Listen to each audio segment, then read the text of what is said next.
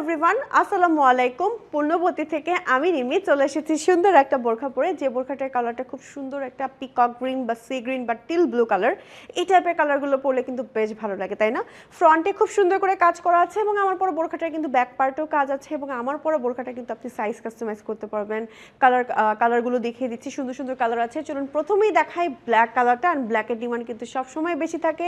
খুব সুন্দর করে ব্ল্যাকের মধ্যে ওয়ার্ক করা আছে, একদম এমব্রয়ডারি কাজ করা, স্লিভে কোনো জয়েন্ট থাকছে না, দুবাই প্যাটার্নে মেক করা হয়েছে।